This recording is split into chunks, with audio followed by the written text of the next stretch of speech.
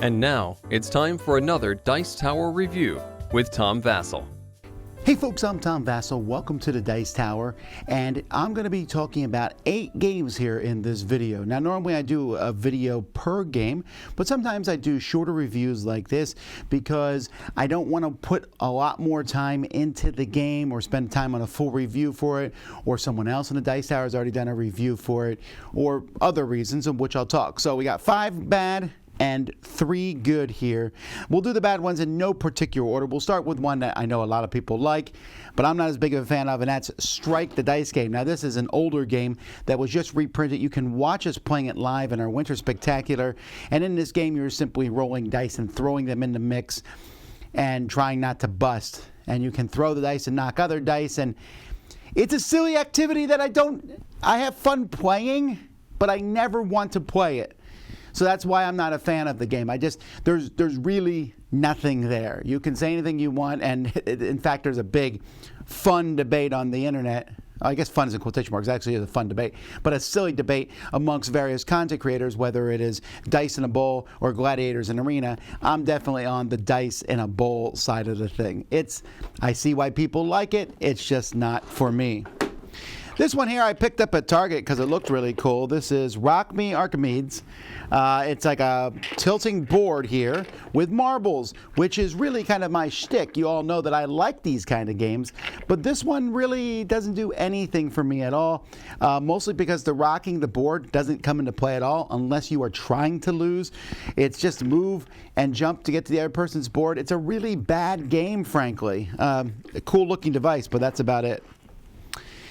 This is a very popular franchise, Aliens. Here we have Aliens Bug Hunt. This is from Upper Deck Games. This is a cooperative game in which you're working together to go through and clear out aliens. It's boring. There's another way to put it.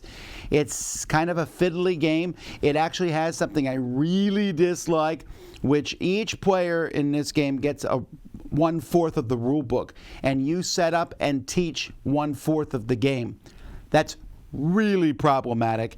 Not everyone wants to teach a game. If you're looking for a specific rule, whose rule book is it in? But even when you take that out, you just kind of go through, you fight aliens.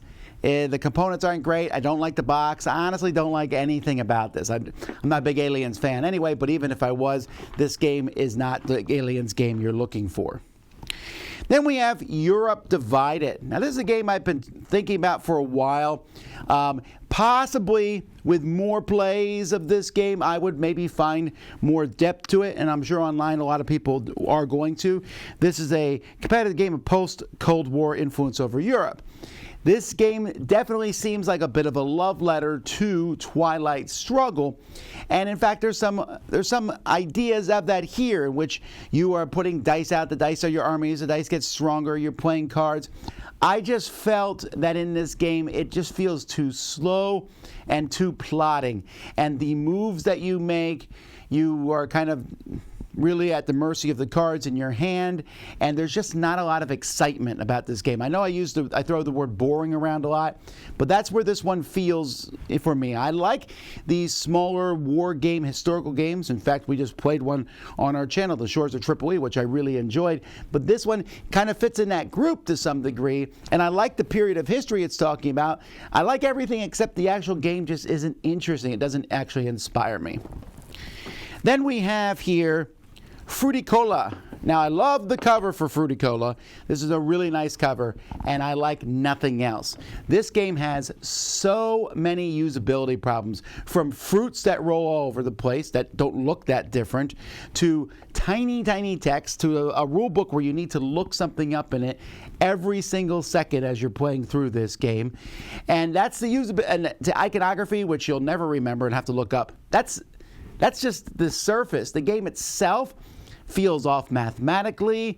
It has these trees, which you need to see more usability and need to see the resources on them, but you're not sure what fruits you should be getting. There's special abilities. There's a whole lot of mechanisms thrown into a box, and honestly, it comes out to be a very okay game at best. Probably leaning closer to a game I don't enjoy at all, and when you throw in usabilities, it's like a pile of trash. It's just not good. Looks great, love the theme, hate everything else. So those are the bad ones. Let's talk about some good ones. First of all, we have The Shining here. So this is a Coded Chronicles game. Now this is the first Coded Chronicles game was Scooby-Doo. This is very similar. So I've already done a preview of this game, so you can go look at it. And the reason this is in my short one is because I don't want to spoil anything in this. But you're going through and you're playing through two characters trying to escape from the murderer here, Jack. And it's good. Okay, it's not as good as the Scooby-Doo one, in my opinion. Also, this one is a theme that, like, I can play Scooby-Doo with my kids. I wouldn't play The Shining with my kids. This one has a few dead-end type things where, like, oh, you die or what have you, and there's a certain number of times you die, you lose points. I didn't find that to be as interesting as the first one. I didn't find the puzzles in this one as interesting as the Scooby-Doo one. But it is still a good game. There's still a lot of interesting things. It's like an escape room style game, and I recommend it if you like the theme. If you don't like the theme, then pass it. Then we have Paleo. This one Z reviewed, and he loves it. I like it, not quite as much as he does, but I do want to agree with Z on one thing. This game definitely feels like a different swerve to the cooperative genre. We already, all the cooperative games usually do something bad, then do something good, or move your guys and go fight enemies. This one here has events showing up. It has you're working together in just a very different feel as you go through kind of a deck. It's essentially a large card game. Now, I don't like it nearly as much as Z does. I thought it was good. It was fun. My liking of it has more to do with the innovativeness of the system, and I find that to be fascinating and interesting, but I don't know how often I would want to come back to it because I don't mind the traditional cooperative stuff, but I do think it's neat that this one kind of bypasses that and does something different. And also, there are a number of variants and things in here is pretty impressive.